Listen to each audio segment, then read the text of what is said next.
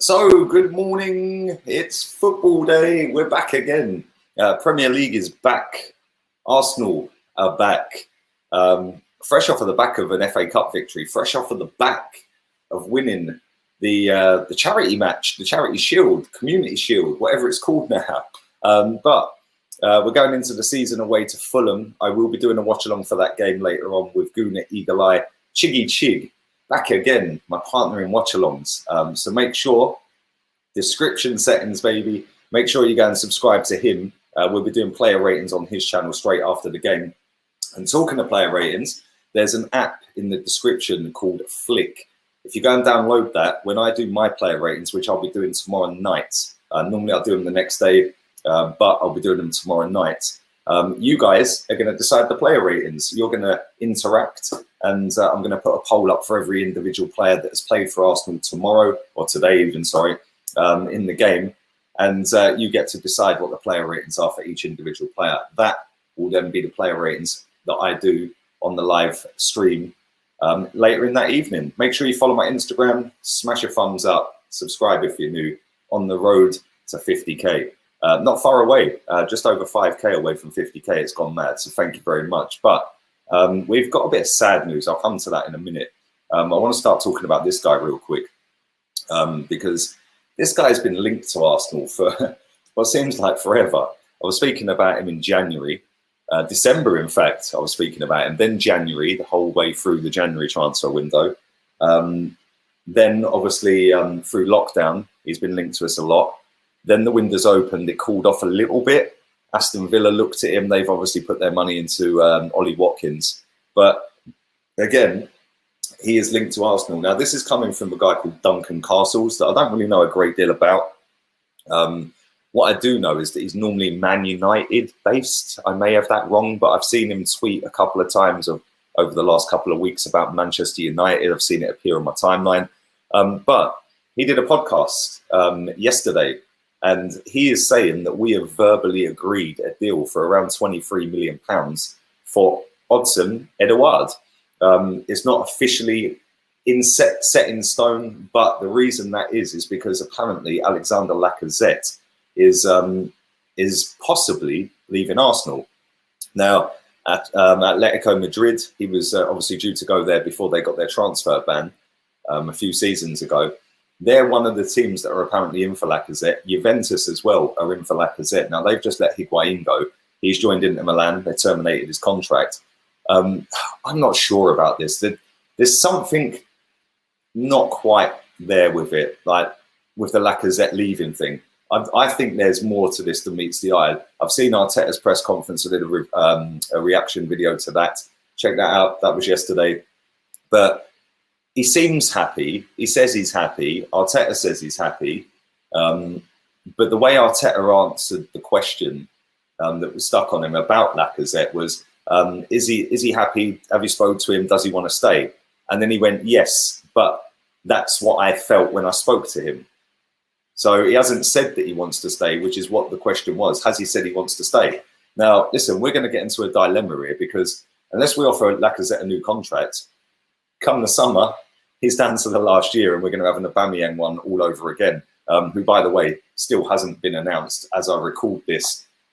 Late at night, early hours of the morning, it's 2:30 in the morning as I'm recording this in Spain. So yeah, he still hasn't signed or, well, been officially announced. He has signed, but there's something not quite right. And listen, Lacazette, we could get a lot of money for Lacazette. That could then be used to buy Edouard and then potentially fund another deal. But let's move on to some more sad news. This guy, a little bit gutted that he's leaving, if I'm honest. Now, there's a bit of a bidding war.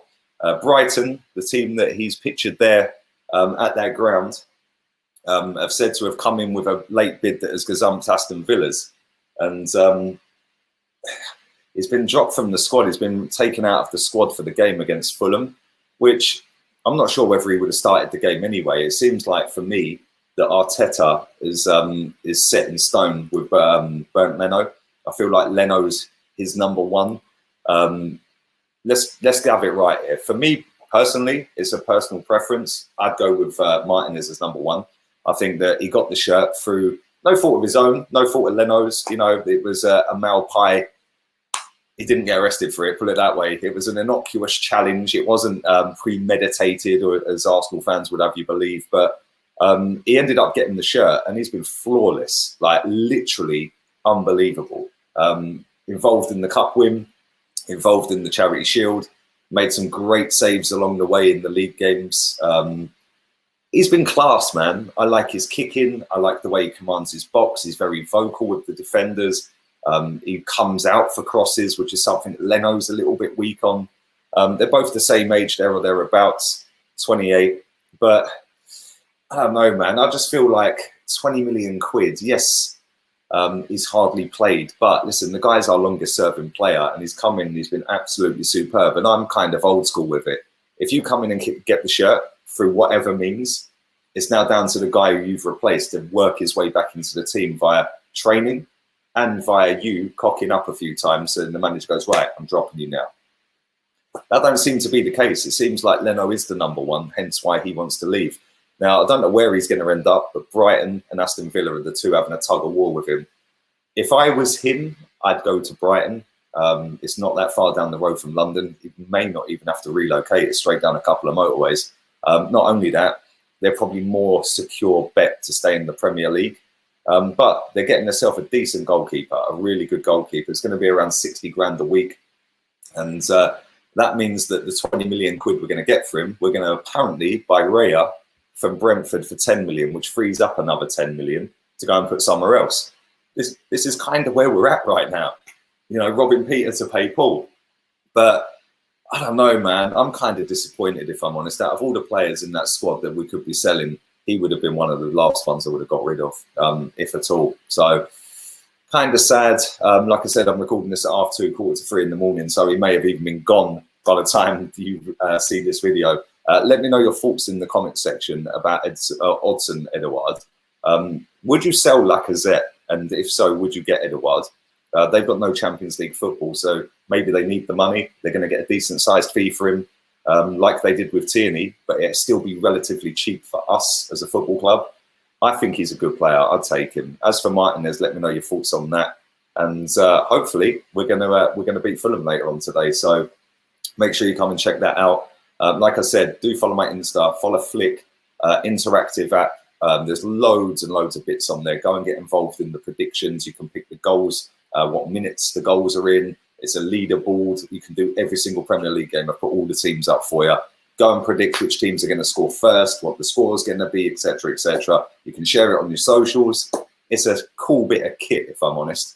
But yeah, do go and check that out. And I will be back about an hour and 10 minutes before kickoff with the watch along. Chig will be joining me just before kickoff. We'll go through the starting 11 and then Chig will join. So looking forward to it. And hopefully, fingers crossed, we can get an away win, which is something that's been a bit of a rarity in the last 4 years.